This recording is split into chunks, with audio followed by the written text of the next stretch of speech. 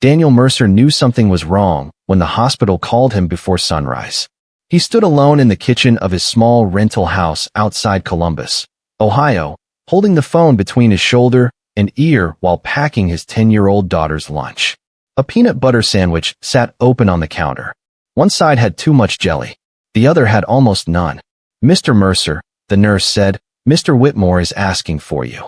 He says it's urgent." Daniel glanced toward the hallway. His daughter, Sophie, was still asleep. Her backpack rested beside the front door, one strap repaired with silver duct tape.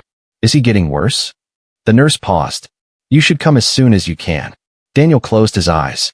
Charles Whitmore had built Whitmore Manufacturing from one rented warehouse into one of the largest medical equipment companies in the Midwest. He owned factories, office towers, and more houses than Daniel could count. He also owned the house Daniel and Sophie lived in. 5 years earlier, after Daniel's wife died from complications following emergency surgery, Charles had given him a job supervising maintenance at the company's main plant. The salary wasn't huge, but it came with affordable housing on company-owned property. That job had kept food on the table. It had also allowed Daniel to be home every night for Sophie. Daniel ended the call and woke her gently. "Hey, kiddo. Change of plans." Sophie opened one eye. "Is school canceled?" "No." "Then I don't like the plan." Despite everything, Daniel smiled. "I need to visit Mr. Whitmore at the hospital. Mrs. Brooks next door is going to take you to school." Sophie sat up and pushed her hair away from her face. "Is he dying?" Daniel didn't answer quickly enough. She looked down at her blanket. People always get quiet when someone's dying. Daniel sat beside her. "He's very sick." "Are you sad?" "I don't know yet." Sophie leaned against him. "You can be sad, even if he's your boss." Daniel wrapped an arm around her. "When did you get so smart?" "Mom." The single word landed softly, but it still hurt. Daniel kissed the top of her head. "Get dressed. And don't tell Mrs. Brooks I almost forgot to pack your lunch. I won't if you put cookies in it." "That sounds like blackmail." "It's business." An hour later, Daniel entered a private hospital suite that looked more like an expensive hotel room. Charles lay beneath white blankets, his once powerful frame reduced to narrow shoulders and thin hands. Machines blinked beside him. Oxygen moved through a clear tube under his nose. Charles's family filled the room. His oldest son, Richard, stood by the window in a tailored Navy suit. His younger son, Grant, sat with one ankle across his knee, scrolling through his phone. Charles's sister, Margaret, watched Daniel as if he had walked in carrying mud. And beside the bed stood Claire Whitmore. Charles's only daughter was 34, calm under pressure, and known throughout the company for remembering every employee's name. She wore a gray sweater and dark pants instead of her usual business suit.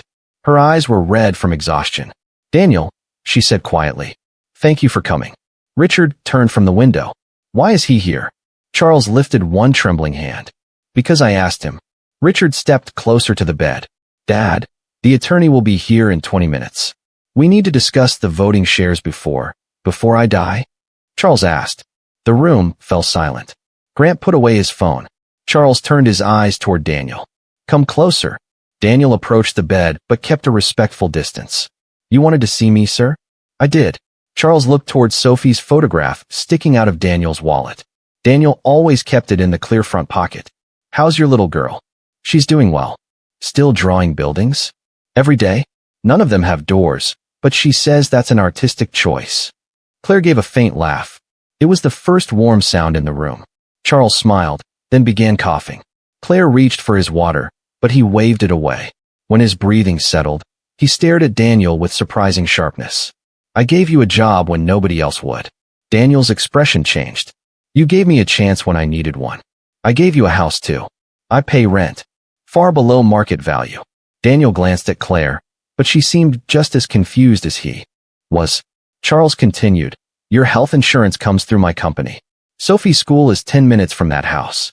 Your entire life depends on Whitmore Manufacturing." Richard folded his arms. A small, satisfied smile appeared on his face. Daniel felt the pressure hidden beneath every sentence. "What are you asking me, sir?" Charles looked at his daughter. Claire went still. Then Charles said, "I'm asking you to save this family." Daniel stared at him. "I don't understand." Charles motioned toward the door. "Attorney." "Now." Margaret opened it. A silver-haired attorney named Howard Bell entered carrying a leather folder. He nodded to Charles, then placed several documents on the table beside the bed. Charles said, "My family owns 62% of the voting shares in Whitmore Manufacturing. When I'm gone, those shares will be divided." Richard stepped forward. "We've already discussed this." "No," Charles replied. "You've discussed selling your portion to Preston Vale." Claire's head snapped toward her brother. "You told me you weren't negotiating with Vale." Richard's jaw tightened. "I'm considering options." "Vale buys companies, strips their assets, and closes their plants," Claire said. "Thousands of people would lose their jobs." Grant stood. "Don't put this all on Richard. Some of us don't want to spend the rest of our lives chained to Dad's company." Charles looked at both sons. "Claire is the only one trying to keep it alive." Margaret's voice hardened. "Then leave her your controlling shares." "I can't," Charles said. "The family trust limits how much any one child can receive directly. My father wrote it that way because he didn't trust any of us." Richard looked at the attorney. "Why is the maintenance supervisor listening to this?" Charles ignored him. "If Claire marries," he explained, "her spouse can receive a separate block of shares under the original trust.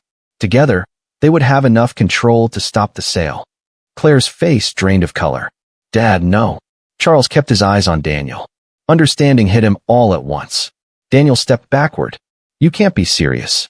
Charles's voice grew weaker, but each word remained clear. "Marry my daughter, Daniel, or lose everything." Claire moved between them. "Stop it," Charles continued as if she hadn't spoken. "If you refuse, Richard will take control.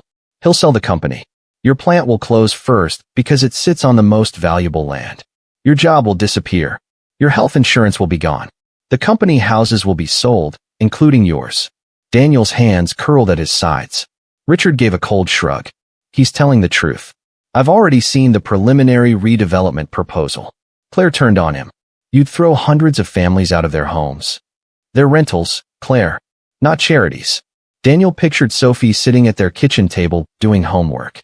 He pictured the pencil marks on the hallway wall showing how much she had grown. He pictured the small garden behind the house, where they had buried his wife's favorite silver bracelet beneath a rosebush because Sophie had wanted her mother to have something beautiful. Charles pushed the documents toward Daniel. "Marry Claire. Stay married for 3 years. You'll receive $10 million and enough shares to protect the company. Sophie's future will be secure." Daniel looked at Claire. She was humiliated. He could see it in the way she held her arms tightly against her body.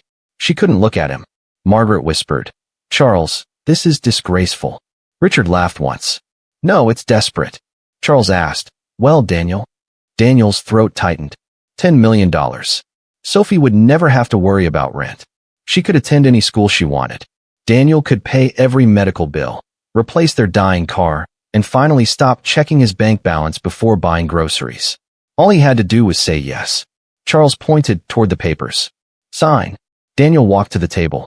Claire finally looked at him. Hurt filled her eyes, though she tried to hide it. "Daniel," she said, "you don't have to do this." Richard scoffed. "Of course he'll do it. Dad found his price." Daniel picked up the pen. Richard smirked. Grant stared at the floor. Margaret turned away in disgust. Charles relaxed against his pillow. Then Daniel placed the pen back on the table. "No." Charles blinked. "What did you say?" "I said no." Richard's smile vanished. Daniel pushed the documents away. "You offered me $10 million to marry a woman who never agreed to marry me." Charles frowned. "Claire understands what's at stake." "No, she understands that her father is using his final days to decide the rest of her life." Claire stared at Daniel.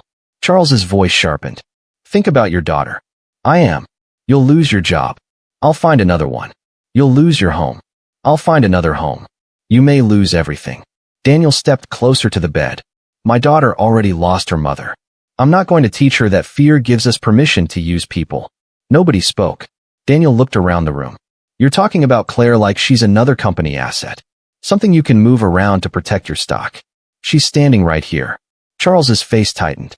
"I'm trying to protect what I built." "Then trust the daughter who's been protecting it beside you." Richard snapped. "You don't know anything about this family." Daniel faced him. "I know employees at the plant are skipping dental work so their kids can get braces. I know 200 families live in those company houses. I know people aren't numbers on a redevelopment proposal." Richard took a step toward him. "Be careful." Claire moved beside Daniel. No. You be careful. For the first time since Daniel entered the room, her voice carried authority instead of exhaustion. She turned toward her father. You don't get to purchase my future because you're afraid of losing control. Charles looked stunned. Everything I've done has been for this family. Claire shook her head. You built something important. But somewhere along the way, you started believing that giving people security meant you owned their choices. Charles glanced at Daniel, then back at her. Claire continued, I won't marry a man because you ordered it. And I won't let Richard destroy the company because you refused to fix the trust while you still had time. Howard, the attorney, cleared his throat. There may be another option. Every face turned toward him. Howard opened the leather folder and removed a different document. The trust permits a separate voting block to be transferred to a legally recognized employee benefit organization. If Mr. Whitmore assigns those shares before his death, the employees could hold the balance of power. Richard's face darkened. That's impossible. It's difficult, Howard said. Not impossible. Charles stared at the attorney. Why didn't you tell me? I did. 3 times. Grant muttered. That sounds like Dad. Howard continued. The employee organization would need an independent chairperson.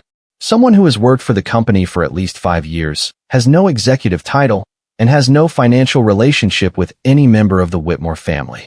Richard looked toward Daniel. Understanding spread across the room. Charles asked, You think he should control my company? No, Howard replied.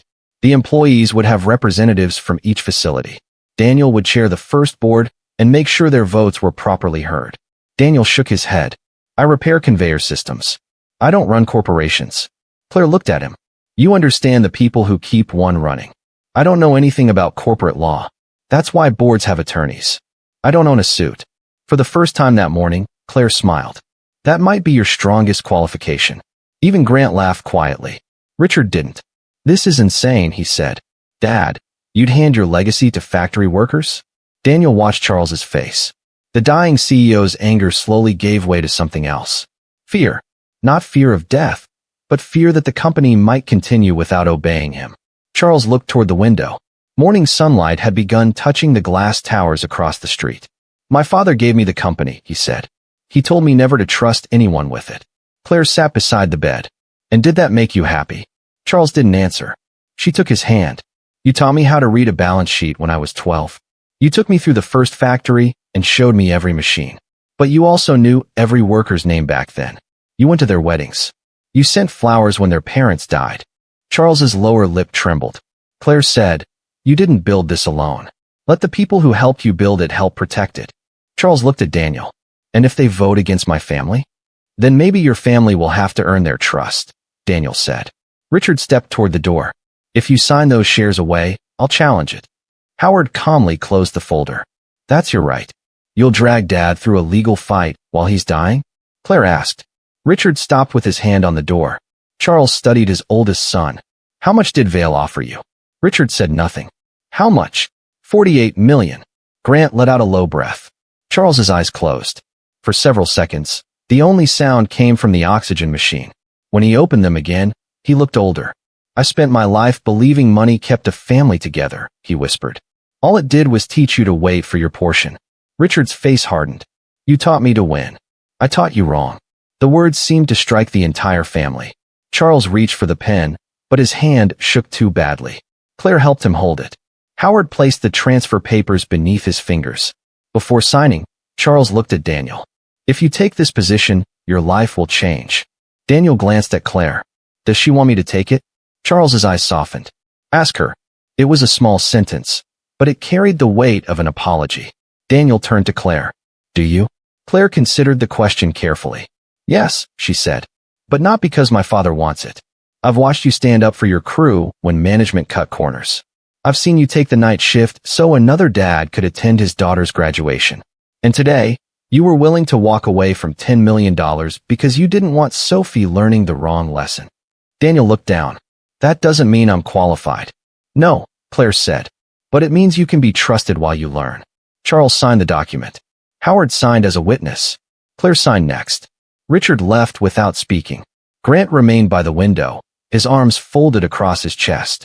After the documents were collected, Charles looked at Daniel. I owe you an apology. Daniel nodded once. Yes, sir. You do. Margaret gasped at his bluntness, but Charles gave a weak laugh. You're not going to make this easy for me, are you? No. Charles breathed slowly. I treated your fear like a tool. I treated my daughter's life like a contract. I'm sorry. Daniel glanced at Claire before replying. I accept your apology, but she's the one you need to make things right with. Charles looked at his daughter. His eyes filled with tears. Claire stayed beside him. We'll talk, she said. It wasn't immediate forgiveness. It wasn't a perfect ending, but it was honest. And for that family, honesty was new. Charles Whitmore died 6 days later with Claire holding one hand and Grant holding the other. Richard didn't return before his father passed, but he attended the funeral. He stood at the back of the church, separated from the family by several rows of empty seats. After the service, Daniel found Sophie waiting near the church steps. Mrs. Brooks had brought her directly from school. Sophie wore a black dress and carried a folded piece of drawing paper. Claire approached them, her face pale with grief. Sophie held out the paper. I made this for you. Claire unfolded it. It showed Charles standing beside a huge factory filled with smiling workers. The building had dozens of windows and, unlike Sophie's earlier designs, 2 enormous front doors. Claire crouched to her height. It has doors. Sophie nodded. Dad said your father had trouble letting people in. Daniel covered his mouth, unsure whether to laugh or apologize. Claire looked up at him. She really is your daughter. Over the next several months, Whitmore Manufacturing changed. The employee board blocked the sale to Preston Vale. Representatives from the plants received voting power. Claire became CEO through a formal board vote, not through her father's final command. Daniel became chairperson of the employee trust. His first meeting was a disaster. He mispronounced the name of an investment firm, spilled coffee across 3 financial reports, and accidentally called the chief legal officer, Your Honor. Afterward, Claire found him alone in the conference room, gathering wet papers. I told you I wasn't qualified, he said. Claire helped him lift a dripping folder. You asked why the Dayton plant's safety complaints had been ignored. That seemed important. It was. Nobody on this floor had asked that question in 2 years. Daniel looked around the polished conference room. I still feel like I'm trespassing. You're not. My work boots are leaving marks on the carpet. Good. This carpet costs more than my first car. It could use some humility. They worked together closely, but Claire never treated Daniel like the man her father had chosen for her. She asked for his opinions. She disagreed with him when she thought he was wrong. He did the same. Their connection grew through ordinary moments. Coffee before early meetings. Phone calls about worker benefits. An afternoon spent helping Sophie build a model bridge for school. Claire began joining Daniel and Sophie for dinner once a week. Sometimes they ate at a local diner. Sometimes Daniel cooked spaghetti while Sophie complained that he used too much garlic. One Friday evening, nearly a year after Charles's death, Claire stood in Daniel's kitchen washing dishes. Sophie sat at the table working on another drawing. Daniel leaned against the counter. You know we have a dishwasher. Claire glanced at the aging machine. That thing makes a noise like it's begging for help. It has character. It has an electrical problem. Now you sound like a maintenance supervisor. Claire dried her hands. I learned from the best. Sophie looked up. Are you two going to get married? Daniel nearly dropped his glass. Claire froze with the dish towel in her hands. Sophie, Daniel said, you can't just ask people that. Why not? Because it's personal. You talk about health insurance at dinner. That's personal. Claire pressed her lips together, trying not to laugh.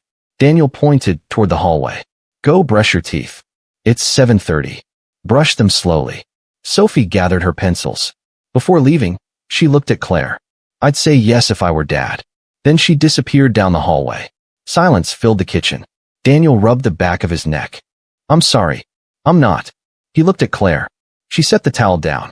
My father tried to force us into a marriage before we really knew each other. For a long time, I hated the thought that anything between us might feel like part of his plan. So did I. But this doesn't. Claire stepped closer. Daniel's voice softened. What does it feel like? Like you've been trying to ask me to dinner for 3 months. I thought we were already having dinner. You know what I mean. He smiled. Yeah, I do. Daniel reached for her hand, then paused. Can I? Claire placed her hand in his. Yes. He looked down at their joined fingers. I don't have $10 million. I have my own money. My dishwasher is dying. I noticed. My daughter asks terrifying questions. I like her questions. Daniel raised his eyes to hers. Then would you like to go on an actual date with me? Claire smiled. I thought you'd never ask. Sophie called from the hallway. She said yes, didn't she? Daniel closed his eyes. Brush your teeth. Claire laughed and leaned her forehead against his shoulder. 2 years later, Daniel stood beneath an oak tree in a public park, wearing a simple dark suit. Sophie stood beside him holding a small bouquet. Claire walked toward them in a white dress with her hand resting on Grant's arm. There were no photographers, no business reporters, no $10 million agreement waiting to be signed. Employees from every Whitmore facility filled the chairs. Factory workers sat beside executives. Maintenance crews sat beside board members. Mrs. Brooks cried loudly in the front row. Richard didn't attend, but he sent a letter. He had sold his remaining personal shares and moved to California. The message was short, but it ended with 3 words Daniel never expected to read. You were right. When Claire reached the tree, she looked at Daniel and whispered, Still no contract? Daniel shook his head. Just a promise. Sophie leaned toward them. And a new dishwasher. Claire laughed through her tears. They married because they had chosen each other freely. Not to protect an inheritance. Not to satisfy a dying man. Not because money had removed every problem from their lives. They married because Daniel had seen Claire as a person when her own family treated her like a solution. Claire had seen Daniel's worth when others saw only his job title. And together, they had learned that security could be shared without controlling anyone. Charles had once believed his company would survive only if 2 people were forced into a marriage. He had been wrong. The company survived because one single father was willing to lose everything rather than surrender his principles. His answer shocked the Whitmore family, but it also gave them something money never had, a chance to change. And in the end, Daniel didn't marry Claire to save the company. He married her because, after looking past wealth, status, and fear, they finally saw each other clearly.